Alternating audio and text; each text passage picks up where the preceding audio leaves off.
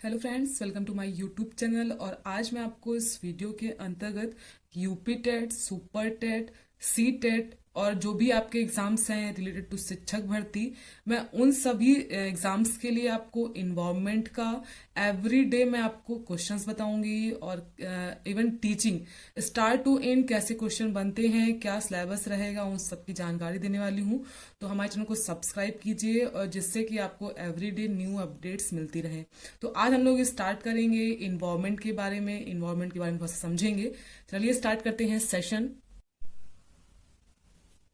तो आज पर्यावरण की फर्स्ट क्लास है। तो पर्यावरण जो है वह दो शब्दों से मिलकर बना हुआ है, परि प्लस आवरण। परि का अर्थ है चारों ओर और आवरण का अर्थ है घिरे हुए से। अब पर्यावरण के चारों ओर क्या है जिससे वह घिरा हुआ है, तो वह है जैविक घटक और अजैविक घटक। अब जैविक घटक के अंतर्गत किन किन चीजों को समावेश किया गया है, अर्थात वे कौन कौन सी चीजें हैं जो जैविक घटक के अंतर्गत आती हैं और अजैविक घटक के अंतर्गत आती हैं, तो इनके बारे में आपको एक्सप्लेन करूंगी। अब जैविक घटक के अंतर्गत जो है वह 5 घटक आते हैं। तो इन 5 घटकों को आपको याद कर लेना है। पहला है जीव जंतु, दूसरा है वनस्पति, तीसरा है कवक, चौथा है सहवाल और पांचवा है जीवाणु। यह जैविक घटक के अंतर्गत आते हैं। अगर कभी क्वेश्चन ये बने कि लिविंग थिंग्स क्या है, तब भी हम लोग जैविक घटक को ही मानेंगे। और अगर कभी क्वेश्चन ये बनता है कि बायोटिक घटक क्या है, तब भी हम लोग जैविक घटक को ही कहेंगे। अर्थात जैविक घटक के अन्य नाम है लिविंग थिंग्स और बायोटिक घटक। अब अजैविक घटक के अंतर्गत वे चीजें आएंगी जैसे पर्वत हो गया, पठार हो गया, महासागर, नदी, मरुस्थल, मैदान, वर्षा। यह सब चीजें जो है वह अजैविक घटक के अंतर्गत आएंगी।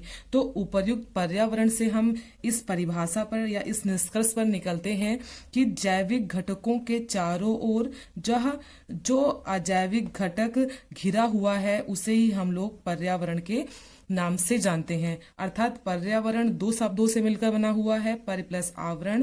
परि का अर्थ है चारों ओर, आवरण का अर्थ है घिरे से। अर्थात चारों ओर क्या घिरा है, जैविक और अजैविक घटक। अब इसमें किस प्रकार से क्वेश्चंस आते हैं मैं आपको वो एक्सप्लेन करूंगी।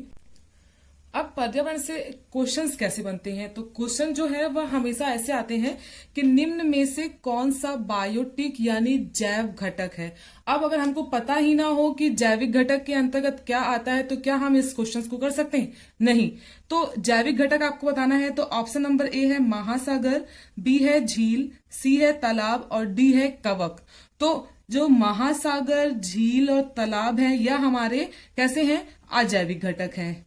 और जैविक घटक के अंतर्गत क्या आता है हमारे, सिर्फ 5 चीजें, तो उसमें कवक भी आता है। तो राइट आंसर हो जाएगा 4 नंबर। अब पूछ रहा है, नेक्स्ट क्वेश्चन कह रहा है कि निम्न में से कौन सा जैविक घटक नहीं है, आपको यह बताना है। पहला है धान का खेत, दूसरा है चीता, तीसरा है शेर और चौथा है इस्लाथ। इस्लाथ हमेशा सीटेट वाले पेपर में बहुत से क्वेश्चन बनते हैं इसके, इस्लाथ के।